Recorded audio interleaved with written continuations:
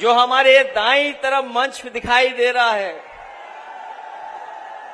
बहुत बड़ी संख्या में हमारे जिम्मेदार बुजुर्ग, कार्यकर्ता, नेता और आखिरी तक मैं देख सकता हूं। और इस पंडाल में पीछे तक, और जब मैं पंडाल के अंदर आया हूं, मुझे बड़ी संख्या में समाजवादी कार्यकर्ता, नेता दिखाई दिए हैं। मैं एक एक कार्यकर्ता का, नेता का बहुत बहुत धन्यवाद और आभार प्रकट करना चाहता हूं। आज तो हम रैली में इकट्ठे हो रहे हैं, मिल रहे हैं एक दूसरे से, लेकिन मैं बधाई देना चाहता हूं आप सबको। इस रैली की चर्चा ने न जाने कितने लोगों का होश उड़ा दिए थे, और न केवल होश उड़ाया रैली ने, उन्हें मजबूर कर दिया। और मजबूरी में क्या फैसला लिया उन्होंने कि आपकी हमारी रैली से पहले वो रैली करेंगे। कल भी रैली हुई थी, जो कल रैली हुई थी उसकी तो पोल हमारे बहुत लोगों ने खोल दी है। और ये नया जमाना है कि कोई कैमरे से नहीं बच सकता है। उस रैली में लोग आए नहीं थे,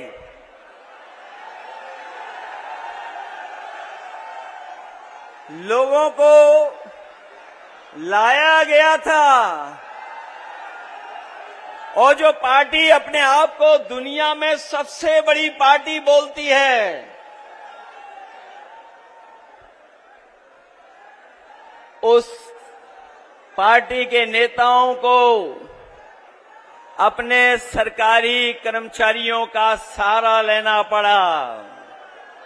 न केवल सहारा लेना पड़ा, बल्कि कुछ दिन पहले जिस संस्था की वजह से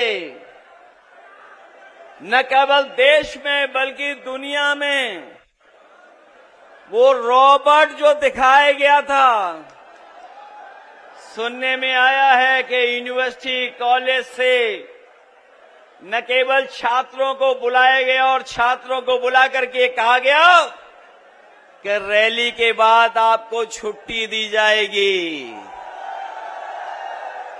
आप जानकारी कर लेना, जहां जहां से छात्र बुलाए गए थे, उन सब छात्रों को लंबी छुट्टी दी गई है। और इस बार रैली में जो लोग आए हैं, बीजेपी की उत्तर प्रदेश से छुट्टी होकर के दिल्ली से भी छुट्टी होना तय है। जो लोग हवाई अड्डे का उद्घाटन कर रहे थे, जिन लोगों ने खबरें ठीक से पढ़ी होंगी, पहले भी उद्घाटन हुए हैं एयरपोर्टों के, जो उद्घाटन हुए सरकार में, जो कभी समाजवादियों की भी देन है उसमें बनाने में, 7 एयरपोर्ट में 6 बंद हो गए हैं। 7 एयरपोर्ट उद्घाटन किए गए थे, 6 बंद हो गए हैं। कम से कम इस एयरपोर्ट का ये वादा करके जाते कि उद्घाटन के बाद इसको बेचा नहीं जाएगा। लगता तो ऐसा है कि ये उद्घाटन ही बेचने के लिए किया गया है। रैली में आने से पहले हम लोगों को कुछ एटीएम की बातें सुनने को मिली हैं।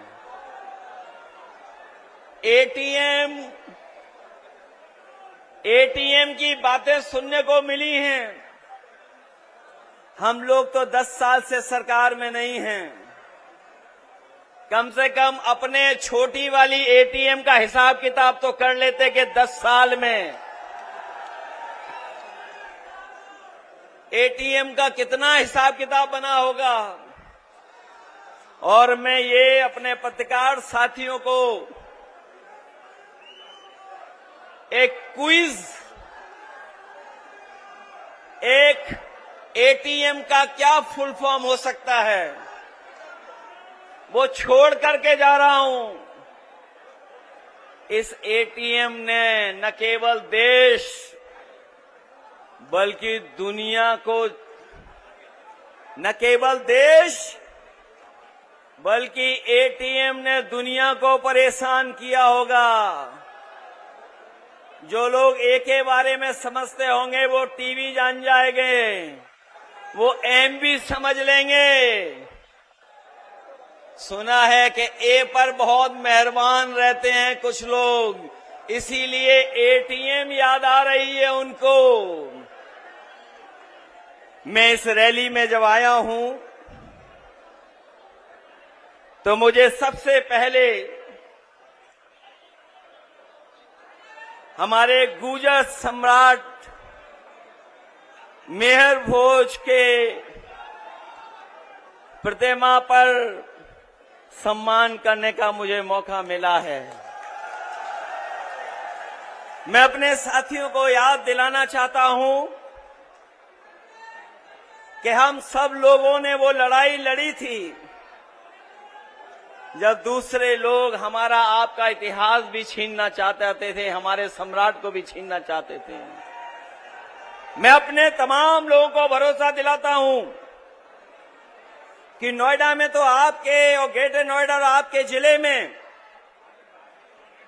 इन महान लोगों को जब भी हमें मौका मिला है, चाहे हमें स्टेडियम बनाना पड़ा हो तो हमने शहीद विजय सिंह पथिक के नाम पर स्टेडियम बनवाया था, और यहां का सबसे बड़ा पार्क जो हम लोगों ने गुर्जर सम्राट मेहर भोज जी के नाम पर बनाया था। मुझे याद है 1857 की लड़ाई जहां तमाम क्रांतिकारियों ने लड़ी थी, उसमें हम अपने कभी भी कोतवाल धान सिंह गुर्जर जी को कभी भूल नहीं सकते हैं। मैं आज आप लोगों को भरोसा दिला के जा रहा हूं कि जहां आपने यहां पर जगह जगह पर जो आपकी प्रतिष्ठित जगह हैं, वहां पर आपने इनका सम्मान देने का काम किया है। आप 2027 में सरकार बनाइए, राजधानी लखनऊ में भी इन तीनों और तमाम हमारे पीढ़ी महापुरुषों के योगदान को याद दिलाने के लिए हम लोग स्मारक और उनकी रिवर फ्रंट पे प्रतिमाएं लगवाने का काम करेंगे। हालांकि कल जब रैली में लोग आए थे, उन्होंने बहुत सारी बातों पे चर्चा कर दी, लेकिन वो गैस सिलेंडर की चर्चा करना भूल गए हैं। याद रखिए, भारतीय जनता पार्टी का एक एक फैसला जब कभी भी हुआ है तो इन्होंने हमें और आपको दुख और तकलीफ देने का काम किया है, परेशानी दी है, और न जाने कितनी बार भारतीय जनता पार्टी के लोगों ने हमको धोखा देने का काम किया है। मैं अपने किसान भाइयों को भरोसा दिला के जा रहा हूं, इन्होंने जमीन ली होगी लेकिन बाजार भाव से आपको मुआवजा नहीं दिया गया। मैं अपने किसान भाइयों को कह के जा रहा हूं कि जब भी समाजवादी सरकार बनेगी, हम अगर कभी भी किसानों की जमीन लेकर के कोई विकास काम करेंगे तो उन किसानों को बाजार भाव की कीमत देने का काम करेंगे। जिनकी जमीनें गई हैं वो जानते होंगे कि इन्होंने धोखा देने का काम किया, उनको बाजार का मुआवजा नहीं दिया। जो हमारा कानून कहता है, कानून का भी लाभ हमारे किसानों को नहीं दिया। लेकिन हम समाजवादी लोग आपको भरोसा दिलाते हैं, जब कभी भी किसी विकास के लिए आपकी जमीन ली जाएगी तो उसको हम लोग बाजार भाव का मुआवजा देने का काम करेंगे। हमारे इस जिले के लोग ये जानते हैं, पंचायत हुआ करती थी, प्रधान चुने जाते थे, अपनी समस्याओं का समाधान कर लेते थे। लेकिन जब से बदलाव हुआ है तब से हमारे गांव के किसानों को हम विकास से नहीं जोड़ पा रहे हैं। हम अपने तमाम ग्रामवासियों को भरोसा दिला के जा रहे हैं, पंचायत व्यवस्था या उनका गांव एक अर्बन यूनिट मान करके अगर हमें उन्हें अधिकार देना पड़ेगा तो हम समाजवादी लोग आपको अधिकार देने का काम करेंगे। 9 साल के लगभग इस सरकार का समय गुजर गया, लेकिन जमीन का मुआवजा इन्होंने बढ़ाया नहीं, और जो मुआवजा कभी समाजवादी सरकार में मिला भी करता था उस तरह का मुआवजा इन्होंने कभी देने का काम भी नहीं किया। न इन्होंने 64% मुआवजा दिया है, न जो समाजवादी सरकार में 4% प्लॉट देने का फैसला लिया था वो हमारे किसानों को भी अभी तक इस 9 साल में सरकार ने नहीं दिया है। इसलिए बदलाव लाइए, बदलिए, क्योंकि बदलने से ही आपका, हमारा और उत्तर प्रदेश का भाग्य सुधरने जा रहा है। न केवल इन्होंने मुआवजे के साथ खिलवाड़ की है, बल्कि हमारे तमाम जो कॉलोनियां बस गई हैं उन कॉलोनियों का भी सुयोजित विकास के लिए कोई फैसला नहीं लिया है। इसलिए इन कॉलोनियों को नियमित विकास से जोड़ने के लिए हम लोग आने वाले समय में काम करने जा रहे हैं। जहां इतने कारखाने, फैक्ट्री और तमाम इन्वेस्टमेंट की बातें हो रही हैं, यहां के लोगों को पता होगा जिस समय इन्होंने एमओयू साइन किए 50 लाख करोड़ के, इन 50 लाख करोड़ के एमओयू में जमीन पे कुछ नहीं उतरा। हो सकता है 5% के नाम पर इनकी जेबों में कुछ जेब भर गई हो, लेकिन ये 50 लाख करोड़ का जो एमओयू करने का फैसला लिया था वो जमीन पर नहीं उतार पाए हैं, न रोजगार दे पाए। बड़े पैमाने पर पढ़े लिखे नौजवान हमारे नौकरी से दूर हैं, न नौकरी है न रोजगार है। हम अपने नौजवानों को भरोसा दिला के जा रहे हैं कि चाहे पढ़ाई को व्यवस्थित करना पड़े, कॉलेज यूनिवर्सिटी में ट्रेनिंग के कार्यक्रम चलाने पड़े, क्योंकि आधुनिक जमाने में नए तरह की नौकरियां हैं। अगर उनके लिए काम करना पड़ेगा तो अपने आसपास के ग्रामीण क्षेत्रों के नौजवानों को ट्रेनिंग दे करके उनको रोजगार, नौकरी देने का काम भी आने वाले समय में होगा। दादरी की ये समाजवादी समानता भाईचारा रैली, ये केवल रैली नहीं है, ये आह्वान भी है कि आने वाले समय में सामाजिक न्याय के राज को लाने के लिए हम पीडीए के लोग मिलकर के सरकार बनाने जा रहे हैं। आज ये लोग जो अपना हक, अधिकार, मान सम्मान को फिर से पाने के लिए इकट्ठे हुए हैं, वो लोग एक बहादुर कौम के रूप में सच्चे देशभक्त और स्वतंत्रता सेनानी के इतिहास में दर्ज हैं और हमेशा रहेंगे और भविष्य के इतिहास में सामाजिक न्याय के सेनानी के रूप में भी देखे जाएंगे। क्योंकि ये जो रास्ता हम लोग तय करने जा रहे हैं, ये बाबा साहब भीमराव अंबेडकर जी के संविधान के तहत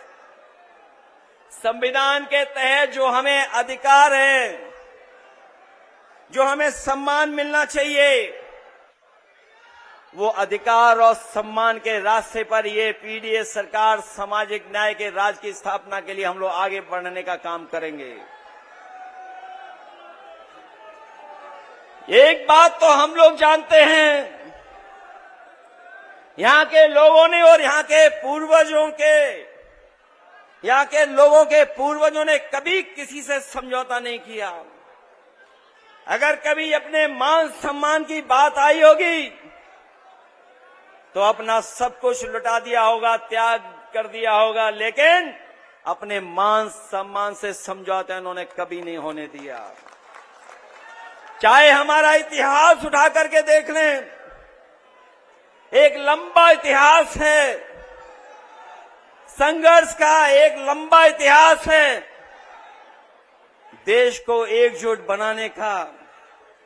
इसलिए याद रहे, ये स्वाभिमान की धरती है जिसकी हुंकार से पृथ्वी हिलती है। जो लोग कल कुछ बोल के गए हैं वो जानते हैं, इस धरती की हुंकार से इनकी सत्ता बचने वाली नहीं है। लोग कहते हैं कि नोएडा में हम लोग नहीं आते हैं, लोग कहते हैं कि अंधविश्वास था इस बात को लेकर के, लेकिन हम उनको बता देना चाहते हैं कि दोनों लोग मिलकर के भी अपने कार्यकर्ताओं के घर पर इतनी चाय नहीं पी होगी जितना हमने अकेले अपने कार्यकर्ताओं के घर पर जाकर के चाय पी करके उनको सम्मान देने का काम किया है। और इस नोएडा के विकास के लिए समाजवादियों का योगदान कोई भूल नहीं सकता है। वो लोग वो भी भूल गए कि जिस मेट्रो में बैठ करके उन्होंने उद्घाटन किया था,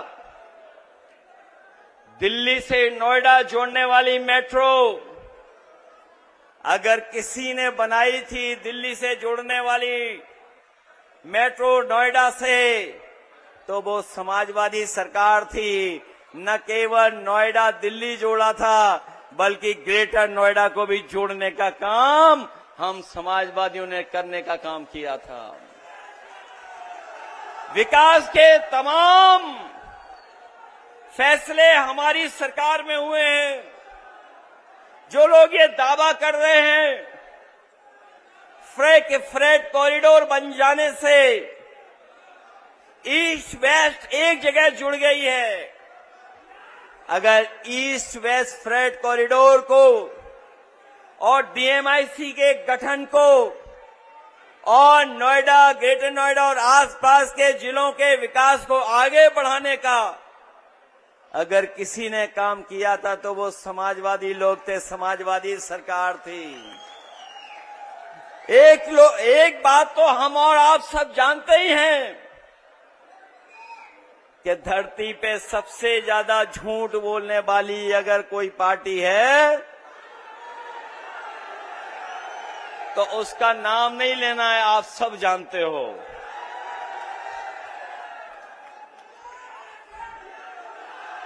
ये पीडीए केवल सामाजिक और मानसिक परिवर्तन लाने का हमारा बहुत बड़ा सकारात्मक आंदोलन है, जिसकी शुरुआत हम लोग आपसे करने जा रहे हैं, आपसे होगी।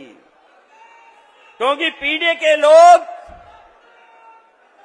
ये जानते हैं, महसूस करते हैं कि उनके साथ भेदभाव, उनके साथ समय समय पर तिरस्कार या समय समय पर अधिकार और उनका सम्मान छीना जाता है।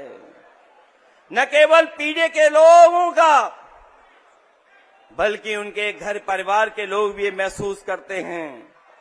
और मैं तो कहता हूं कि शांत मन से सोचें और याद करें कि पीडीए समाज का होने के नाते आपको और आपके परिवार के बड़े बुजुर्गों को, बेटी बेटी को, बहू दामाद और बच्चों को कब और कहां कितना अपमानित और पीड़ित किया गया। कभी लोगों के बीच, कभी सड़क पर, कभी गांव में, कभी पंचायत में, कभी स्कूल में, कभी काम पर, कभी फैक्ट्री कारखाने में, कभी कार्यालय में, और न जाने कहां कहां हमें उत्पीड़न, उपेक्षा और तिरस्कार झेलना पड़ा है। हमारी योग्यता और प्रतिभा पर कैसे कैसे कटाक्ष हुए हैं और हम किस तरह अहंकारी लोगों की छीटाकसी का शिकार होना पड़ा है। ये अहंकारी लोग पीडीए के लोगों को समय समय पर अपमानित करते हैं। अब सिर्फ न्याय के राज की थोती बात से काम नहीं चलने वाला, हमें सामाजिक न्याय का राज लाना होगा। इसके लिए साल लगे या सदी, हम पीछे नहीं हटेंगे, हम आगे बढ़ेंगे और इस पीडीए की ताकत को कोई रोकने वाला नहीं है। ये बदलाव सिर्फ बात से नहीं आएगा, मिल बैठ करके खुद समझाने और अच्छे लोगों को समझाने से आएगा। दरअसल हमेशा से समाज में दो ही भेद रहे हैं। एक तरफ उत्पीड़न और उपेक्षा करने वाले लोग होते हैं, एक तरफ वो अहंकारी लोग हैं जो उत्पीड़न और उपेक्षा करते हैं, और दूसरी तरफ उत्पीड़ित और उपेक्षित लोग होते हैं। सच तो यह है कि लोगों पर अत्याचार या जुल्म किसी जात धर्म देखकर नहीं होता, जुल्म सदैव निर्बल और निर्धन पर होता है, और ऐसे कमजोर व गरीब लोग हर जात धर्म में होते हैं। इसलिए हमने पीड़ित, दुखी, अपमानित लोगों को एक साथ लाने के लिए पीडीए की शुरुआत की है, और पीडीए के लोगों ने मिलकर के अभी कुछ दिन पहले ही भारतीय जनता पार्टी का मुकाबला कर करके उन्हें पीछे धकेलने का काम किया है। हम कहते हैं कि जो पीड़ित है वो पीडीए है, और पीड़ा ही, हमारी पीड़ा ही वो धागा है जो हम सब पीड़ितों को एक सूत्र करता है, एक साथ जोड़ता है। पीडीए एक प्रोग्रेसिव है, पॉजिटिव और आगे बढ़ने का सामाजिक आंदोलन भी है। जिसने अपमान के, अत्याचार की, अन्याय की, उत्पीड़न की, उपेक्षा की, भेदभाव की पीड़ा नहीं झेली है, वो कभी भी हमारे दुख को नहीं समझ सकते हैं। वो हमदर्दी तो दिखा सकते हैं, लेकिन वो लोग हमारा वो दर्द महसूस कर सकते हैं जो हमारे घर को गंगा जल से धुलवाने पर हमको हुआ था, या मंदिर जाने पर, मंदिर धुलवाने पर हमने महसूस किया था। हम ऐसे नकारात्मक लोगों को मिटाना नहीं चाहते हैं, बस समझाना चाहते हैं कि अब दौर बदल गया है, पीडीए समाज एकजुट हो गया है। अभी भी मौका है ऐसे पीडीए समाज विरोधी लोग अपनी भेदभाव वाली, नकारात्मक राजनीति, धोखेबाज वाली चालबाजी छोड़ दें, नहीं तो उनका भविष्य नहीं है। और आज उनके झंडे उतर गए हैं, कल वो तो सत्ता के सिंहासन से भी उतार दिए जाएंगे।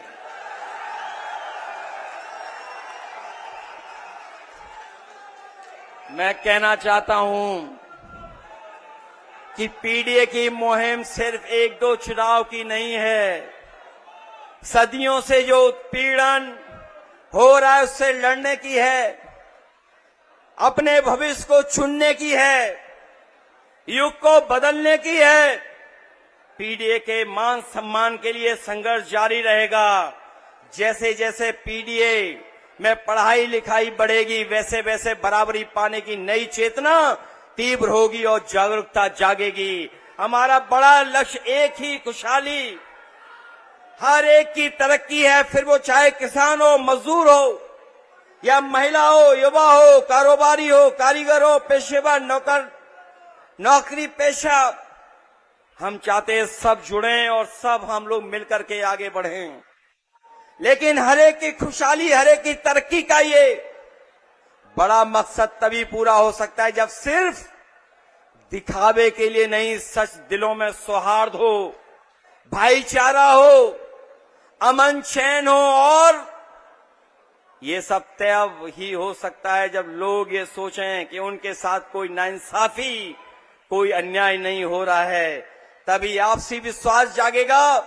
अगर समाज में ये भावना रहेगी तो 5% बचतवादी लोगों के पास पैसों और राजनीति की वो ताकत है कि वो हर समाज के कमजोर को मिलाकर के बने 95% पीड़ित समाज का शोषण दोहन करते रहेंगे तो समाज में शांति कैसे आएगी, अपनापन कैसे जागेगा, देश एक जैसा एक कैसे होगा, तरक्की कैसे होगी। इसलिए जो लड़ाई है वो हमारी आपकी मिलकर के 5% लोग जो 95% के साथ शोषण कर रहे हैं उनको अपने अधिकारों से वंचित करने का काम कर रहे हैं। कुछ लोगों को ये लगता है कि ये संभव नहीं है, इसलिए वो मानते कि 5% लोगों के पिछलग्गू बनकर रहने में ही भलाई है। जो 5000 साल से परंपरागत रूप से ताकतवर रहे हैं वो स्वार्थी और खुदगर्ज लोग हैं, जिन्होंने बाबा साहेब भीमराव अम्बेडकर जी के संविधान पर भरोसा नहीं है। शोषणकारियों के खिलाफ बाबा साहेब हमें कागज का ऐसा दस्तावेज देकर गए हैं जो लोहे की तलवार से ज्यादा मजबूत है। शायद इसलिए नेताजी ने जब अपनी पार्टी का नाम रखा था तो संविधान के प्रियम्बल में लिखे एक संवैधानिक मूल्य समाजवादी को ही चुना और हमेशा समाज की बराबरी उन्नति के लिए काम किया, जो आज भी हमारी प्रेरणा है। चाहे कितनी भी रुकावट आए, हम लोग गैर बराबरी खत्म करने के लिए संघर्ष करते रहेंगे।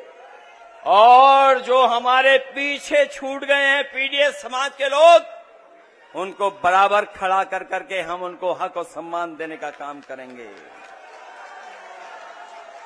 संविधान ही देश के 95% शोषित, उपेक्षित, पीड़ित, वंचित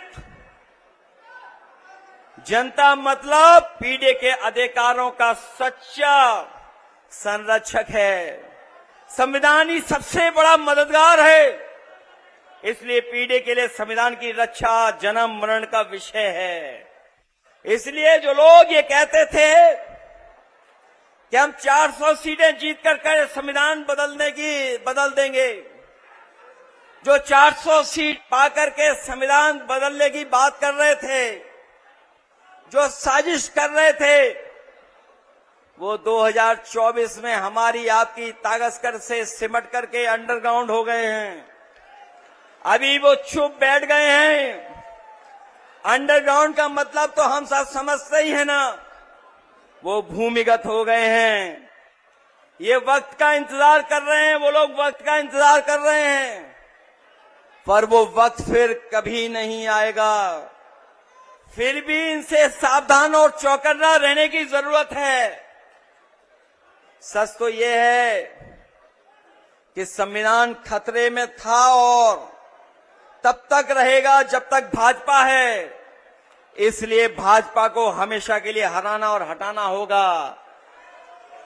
ये भाजपा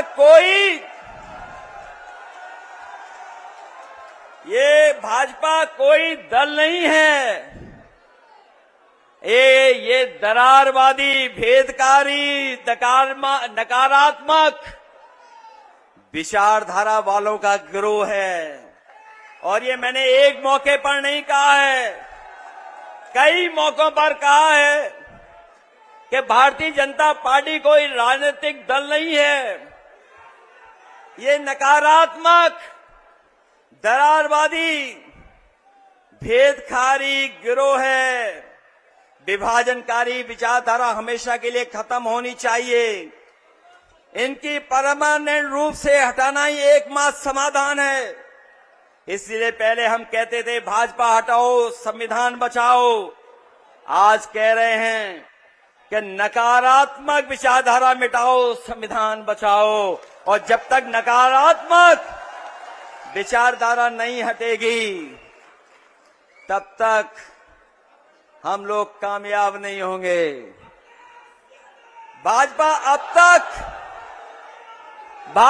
अब तक बेईमानी से सरकार बनाती रही है। आपने देखा है बाई इलेक्शन में कि किस तरीके से इन्होंने बेईमानी कर करके हम लोगों को हराने का काम किया है। लेकिन हम जानते हैं इस बार जब पूरे प्रदेश का चुनाव होगा तो ये भारतीय जनता पार्टी की 420 403 विधानसभा में चलने वाली है, क्योंकि जो लोग अधिकारी जिनके माध्यम से ये शोषण और हमें और आपका चुनाव लूटते थे वो भी आज निराश हो गए हैं। ऐसे अधिकारी जिन्होंने फेक इनकाउंटर किए हैं वो भी भारतीय जनता पार्टी से दुखी हो रहे हैं। और याद कीजिए जब पहला फेक इनकाउंटर हुआ था न केवल एक नौजवान गुजर था बल्कि नोएडा में एक जिम इंस्पेक्टर भी था जिसका इनकाउंटर फेक करने की कोशिश की थी इन्होंने। आज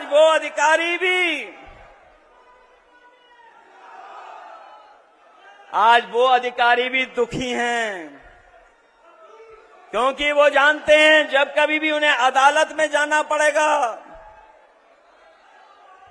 और जब अदालत इन कर्मचारी अधिकारियों को सजा सुनाती है, ये लोग अकेले अंधेरी कोठरी में सजा पाते हैं और अपनी सजा को भुगतते हैं और बाहर उनका परिवार समाज का अपमान और जीवन की परेशानी झेलता है। इसलिए बहुत सारे अधिकारी भी अब सावधान हो गए हैं। भारतीय जनता पार्टी के सारे पे वो काम करने नहीं जा रहे हैं। अभी हाल ही में जो एसआईआर हुआ वो एसआईआर नहीं था, वो मुखौटे के साथ एनआरसी था। मैं अपने तमाम सजग सतर्क पीडीए प्रहरियों को धन्यवाद और बधाई देता हूं कि उन्होंने मुकाबला कर करके एसआईआर में अपने वोट को और वोट के अधिकार को बचाने का काम किया है। मैं एक एक पीडीए प्रभारी को बहुत बहुत धन्यवाद और बधाई देना चाहता हूं। ये भारतीय जनता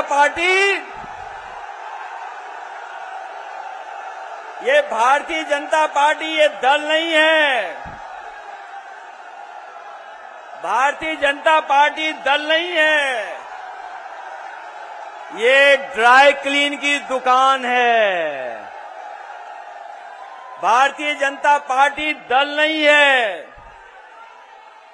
ये ड्राई क्लीन की दुकान है। जितने भी भ्रष्टाचारी हैं वहीं जाकर के इकट्ठा हो रहे हैं।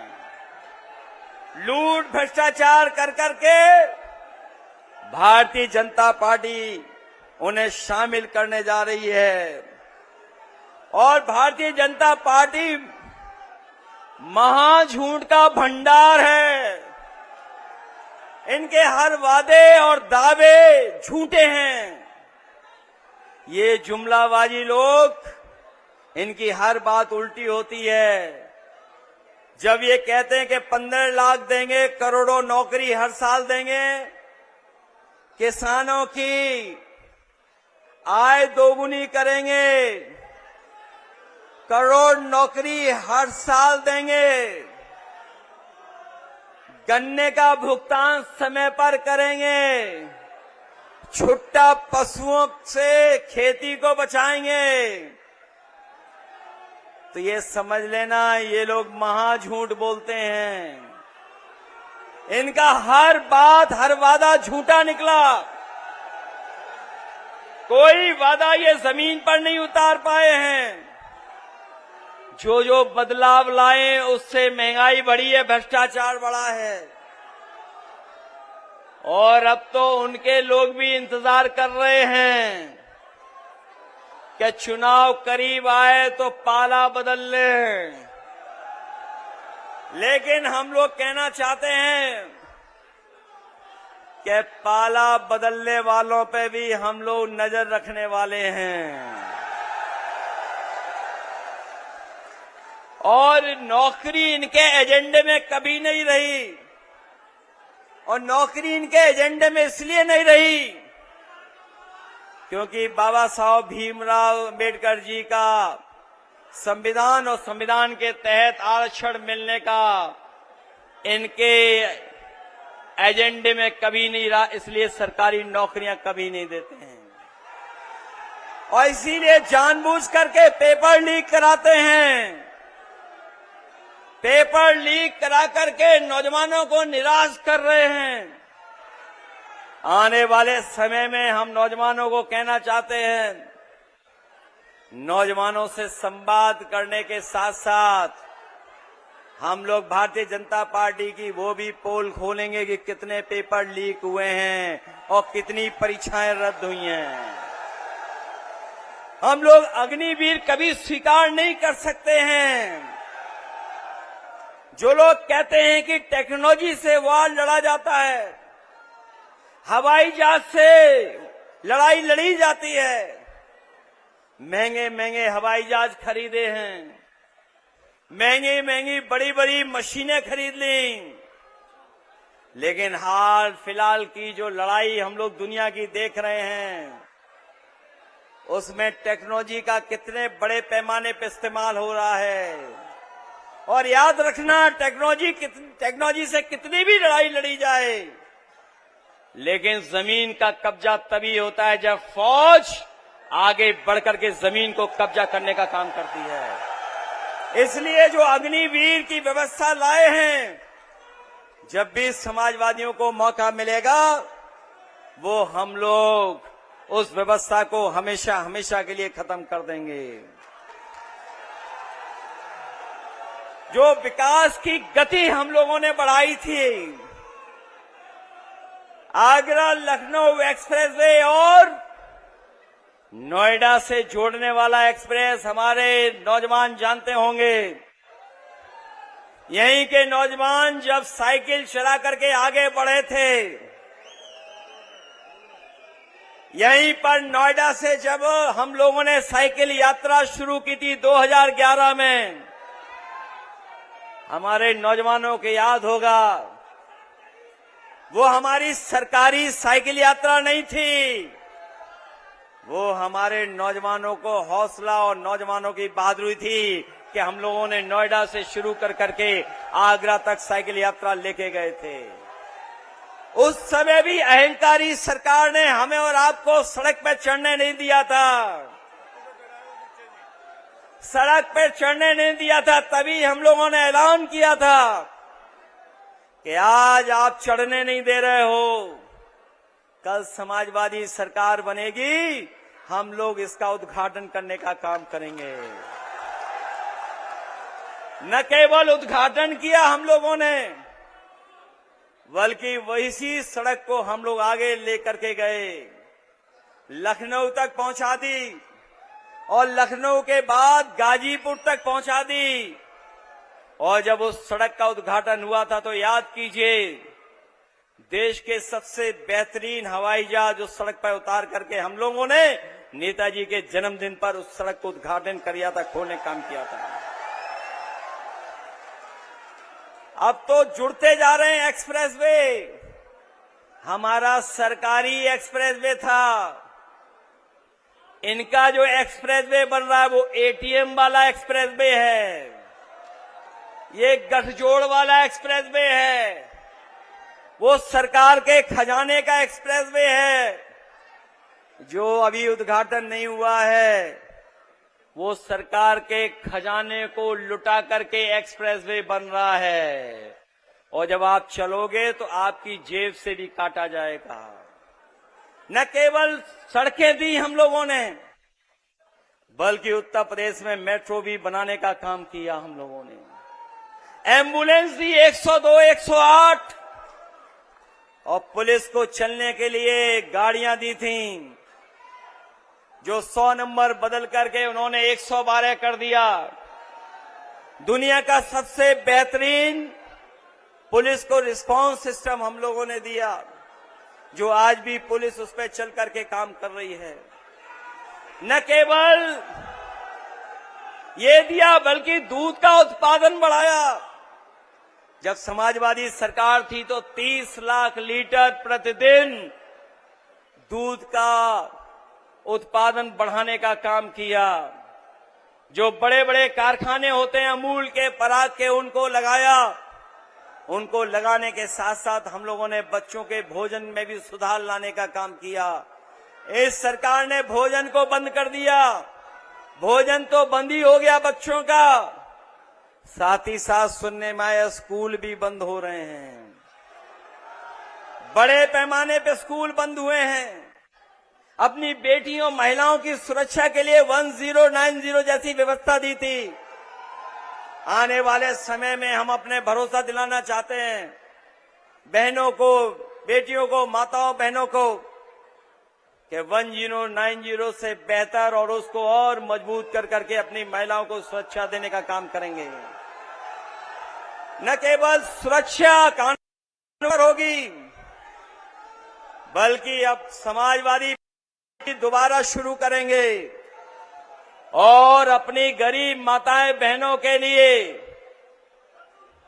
सम्मान समृद्धि योजना ला करके, स्त्री सम्मान समृद्धि योजना ला करके 40,000 रुपया साल हम लोग दे करके उनका सम्मान बढ़ाने का काम करेंगे।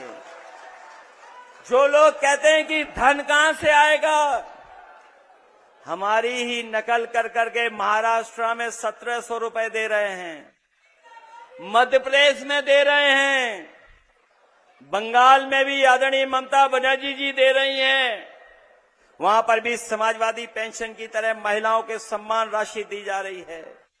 अगर ये सब प्रदेश दे सकते हैं तो उत्तर प्रदेश तो आबादी में और बजट में भी दुगना है। जिस तरीके से हम लोगों ने उस समय लैपटॉप दिया था, कोई सोच नहीं सकता था हम लोगों ने लैपटॉप दिया था।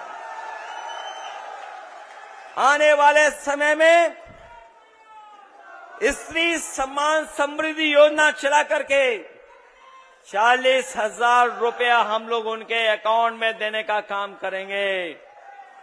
इसलिए आज जब हम लोग इस रैली में शामिल हुए हैं, ये समाजवादी समानता भाईचारा रैली जिसमें हम लोग शामिल हुए हैं, जिस रैली की आगाज पूरे प्रदेश और देश में गई है और इस रैली के माध्यम से ये संदेश गया है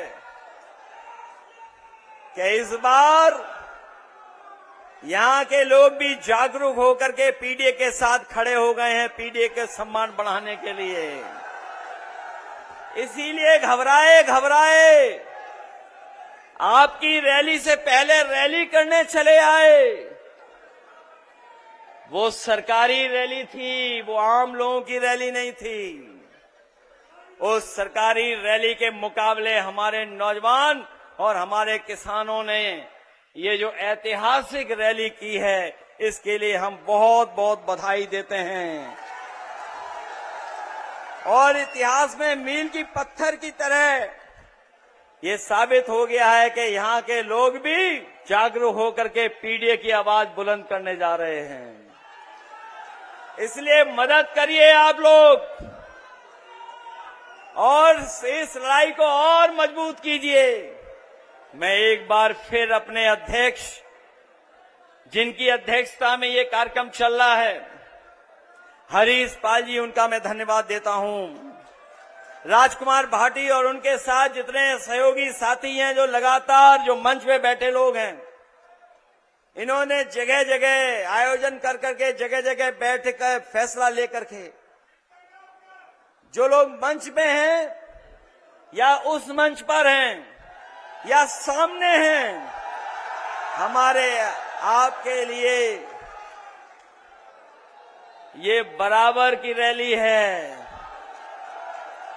जितना सम्मान हमारे मंच पे बैठे हुए पा रहे हैं, उससे ज्यादा हमारे तेजिंदर बिग जो बैठे हैं, जनता के बीच में खड़े हैं, वो पा रहे हैं।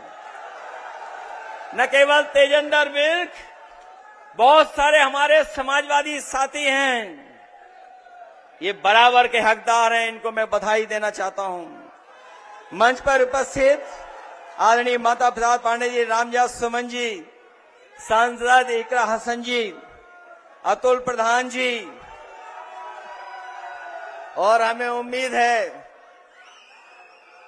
कि अतुल प्रधान जी केवल अपनी विधानसभा की रणनीति नहीं बल्कि समाजवादी पार्टी को भी जगह जगह मदद करने का काम करेंगे। जगबीर गुजर जी हमारे सांसद, उनको जिताने के लिए मैं जनता का बहुत बहुत धन्यवाद देना चाहता हूं कि मुजफ्फरनगर से जनता ने ऐतिहासिक फैसला लेकर के हरिंदर मलिक जी को जिता करके उन्हें लोकसभा में भेजा है। विजयन चौधरी जी ये भी जीत गए होते अगर इनके वोटों की बेईमानी न होती। ये हमारे हारे हुए जरूर हैं, लेकिन असली सर्टिफिकेट के हकदार यही थे। जावेद आदमी जी से लेकर के प्रदीप भाटी जी, जितेंद्र यादव जी, भारत सिंह गुर्जर जी, नवीन भाटी जी, फकीचंद गुर्जर नागर जी, अरविंद गिरीश, सुधीर भाटी जी, आश्रय गुप्ता जी, साहिंद मंजूर साहब, और आजकल जो हमारे साथ आए हैं, मैं उनका एक बार फिर स्वागत करता हूं कि बहुजन समाज पार्टी में रहे बड़े नेता, कांग्रेस के बड़े नेता नसरुद्दीन सिद्दीकी साहब का भी मैं धन्यवाद देता हूं। हमारे रामपुर के सांसद मोहिबुल्लाह नदवी साहब का भी मैं धन्यवाद देता हूं, और रामपुर की भी जनता का मैं विशेष धन्यवाद और आभार प्रकट करूंगा कि उन्होंने समाजवादी पार्टी को जिता करके हमें एक सांसद देने का काम किया है। और ये जो हमारा आज शुरुआत हुई है, संघर्ष की शुरुआत हुई है, हम आपको भरोसा दिलाना चाहते हैं कि हमारी पार्टी के बहुत सारे नेताओं के साथ बड़े पैमाने पर भेदभाव हुआ है, झूठे मुकदमे लगा करके जेल भेजा गया है, उन पर झूठी कार्रवाई कर करके उन्हें जेल भेजा गया है। हमें उम्मीद है कि न्यायालय उनका सम्मान करेगा, न्यायालय उन्हें न्याय देगा, और आने वाले समय में समाजवादी सरकार बनेगी तो जिन पर झूठे मुकदमे लगे उनके मुकदमे वापस देने का भी काम करेंगे। आजकल एक डायलॉग चलता है, बीजेपी वाले लोग एक डायलॉग देते हैं कि उत्तर प्रदेश में कोई माफिया नहीं है, एक भी माफिया नहीं है। याद रखना, जब वो बोलते हैं एक भी माफिया नहीं है, तो वो ये कहते हैं कि एक माफिया है, और न केवल अपने मुकदमे वापस लिए हैं, अपने सहयोगियों के भी मुकदमे वापस लिए हैं। इसलिए 9 साल का उनके पास हिसाब किताब नहीं है। 9 साल में क्या किया है अभी जमीन पर नहीं बता पा रहे हैं। महंगाई, बेरोजगारी का कोई जवाब नहीं उनके पास, इसीलिए आधा अधूरा एयरपोर्ट उद्घाटन करके गए हैं। याद रखना, ये शुरुआत बहुत पहले से हुई थी, लेकिन जेवर के एयरपोर्ट को एनओसी दिलाने का काम अगर किसी ने किया था तो वो समाजवादी पार्टी थी। उसी का परिणाम है कि आज यहां पर एयरपोर्ट बना है। और जो किसानों के साथ भेदभाव हुआ है, अभी तो पहला फेज बना है, अभी सेकेंड, थर्ड, फोर्थ फेज तक बनना है। आने वाले समय में समाजवादी लोग अपने किसान भाइयों को भरोसा दिला के जा रहे हैं कि आपके किसानों के साथ जमीन का भेदभाव नहीं होगा। सेकेंड, थर्ड, फोर्थ फेज जब भी बनेगा तो जमीन अगर ली जाएगी तो बाजार भाव से जमीन लेकर के अपने किसान भाइयों का सम्मान करने का काम करेंगे। 64% भी देंगे और 4% उनको जो प्लॉट मिलता है वो भी देने का काम करेंगे। हमारा साथी आलू की बात कर रहा है।